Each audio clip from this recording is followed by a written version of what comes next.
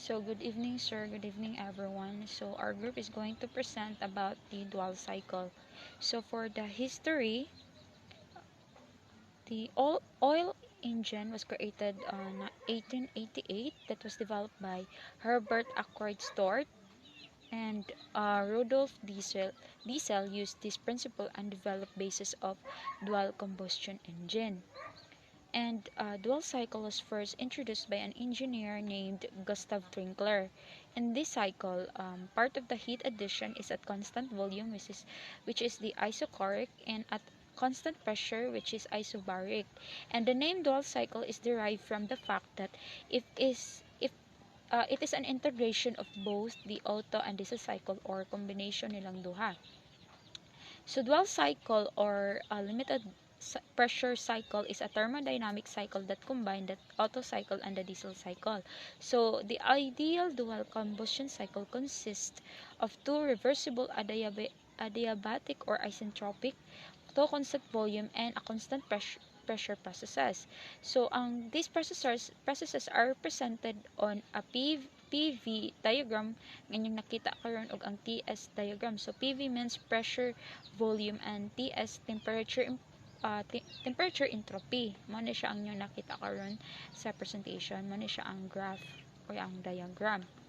So as what you can see, ang sa legend, ang auto cycle makita ran nyo kanang color black, and this is diesel cycle for the violet, and dual cycle for the mint green I mean.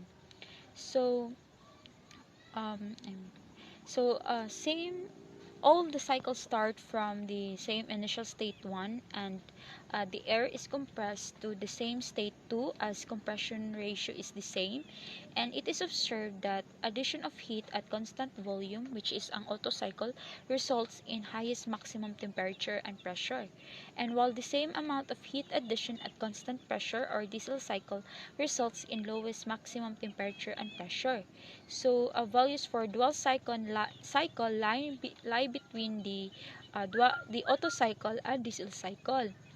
And on the temperature entropy diagram, the heat supplied for Otto, diesel, and dual cycles are given by areas 2 to 3 to 5 to 6, 2 to 3 2 to 3 to the power of 1, 5 to the power of 1 to 6, and 2 to the power of 2 to 2 to the power of 2, 3 to 3 to the power of 2 to 5 to the power of 2, and to 6 respectively. So these areas are all equal. And the areas under the lines 4 to 1, 4 to the power of 1 to 1, and 4 to the power of 2 to 1 represent the heat rejected for these cycles. As shown, heat rejected for Otto cycle is minimum, while it is maximum for the diesel cycle. So this is the process for the dual cycle. So for the first process is the compression process, and then the next one is the constant volume heat addition process, and then the next one is the constant pressure heat addition process, and then the fourth one is the expansion process, and then the last process is the constant volume heat rejection process. So mara ni siya gimension ako ganiya sa process sa dual cycle. So for process 1 to 2, the isentropic compression. For process 2 to 3 is the constant volume heat addition. For the process 3 to 4 is the constant pressure heat addition. For the process 4 to 5 is the isentropic expansion, and the last process is the process 5 to 1, which is the constant volume heat rejection. So for dual combustion engine, so it is an internal combustion four-stroke engine. So dual because combustion takes place in two parts. First at constant pressure and second at constant volume. So this makes it better than diesel engine cycle. And same rin siya ganiya sa katong process sa dual cycle. So this is the sequence of operations. So the dual cycle consists of the following operations. The first one is the adiabatic compression. Then the next one is addition of heat at constant volume, and then addition of heat at constant pressure, and then the adiabatic expansion, and then the last one is the rejection of heat at constant volume. So di dyan na sila pwede nga magkatimulaag or di magsunod since it is a sequence. So that's all for my part, and I'll give you to Miss Nacorda for the continuation. And thank you.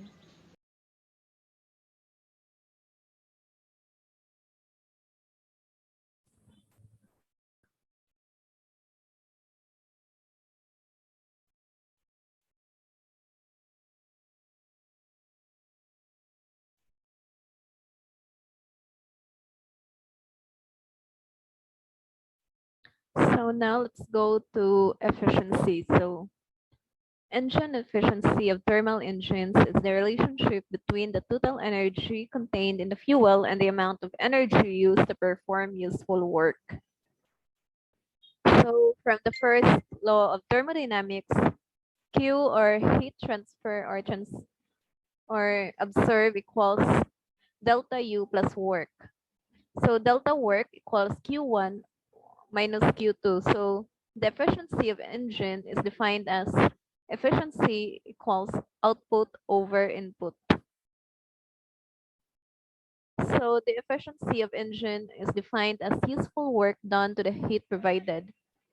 It is equal to work done over heat absorbed or equal to Q1 minus Q2 over Q1, where Q1 is the heat absorbed and Q1 minus Q2 is work done. The analysis of cycle is as follows. So the heat is applied in two stages. Hence, um, Q input equals mass of constant pressure times the temperature 4 minus temperature 3 plus mass of constant volume times the temperature 3 minus temperature 2. The heat rejected is Q out equals mass times or mass of the constant volume times temperature 5 minus temperature 1. So the thermal efficiency may be found as follows. Efficiency equals 1 minus Q out or heat out over heat in, or equal to 1 minus constant or mass of the constant volume times the temperature 5 minus temperature 1, or equals to Q out, and then over the Q input or the mass of the constant volume multiplied to the temperature 3 minus temperature 2, then added by the mass of the constant pressure multiplied by the temperature 4 minus temperature 3. So equals to 1 minus temperature 5 minus temperature 1 divided by the T3 minus T2 plus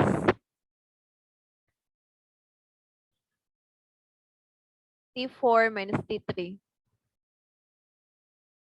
So for the applications, dual combustion engines are most commonly used for the mobile propulsion in vehicles and portable machinery as seen in the diagram or the picture. So in mobile equipment, dual combustion is advantageous since it can provide high power to weight ratios. Generally, for the automobile, using fossil fuel, mainly petroleum, or these engines have appeared in transport in almost all vehicles. Automobiles, trucks, motorcycles, boats, and in a wide variety of aircraft and locomotive. So for the future energy use, there is a role for dual combustion engines for future energy use because dual combustion engine has high power to weight ratio, relatively low cost, and it is flexible fuel use, and lastly, established manufacturing investment. So for the sample problem, Brittany will explain this.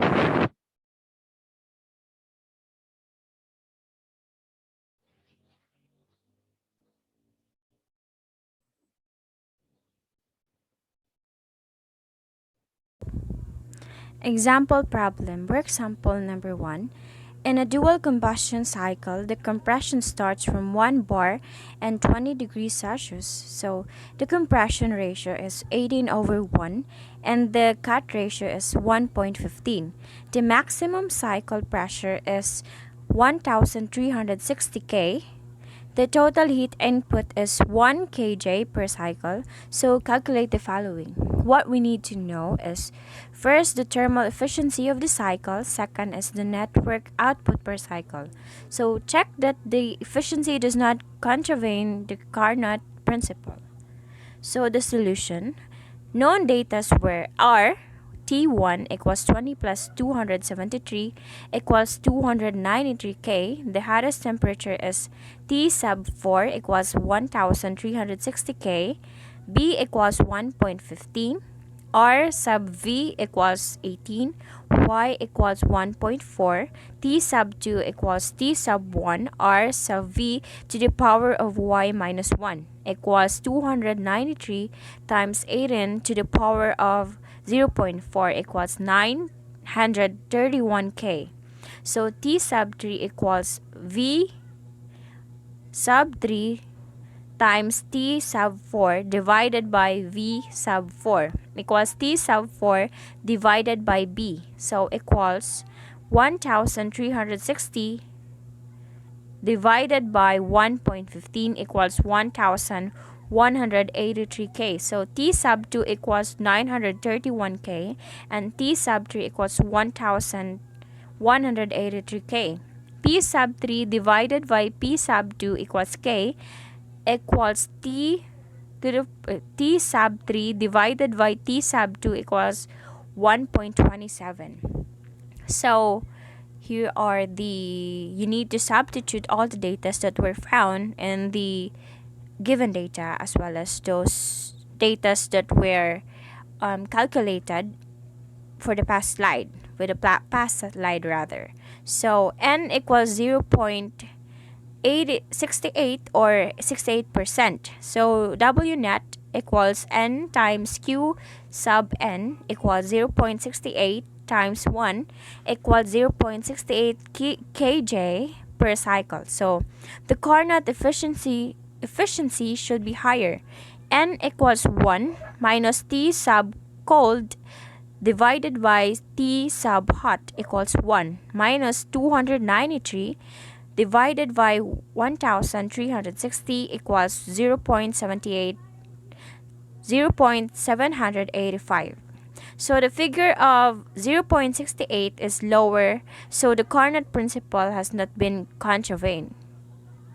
So thank you so much for listening to our discussion with Floramena Corda and Manaba.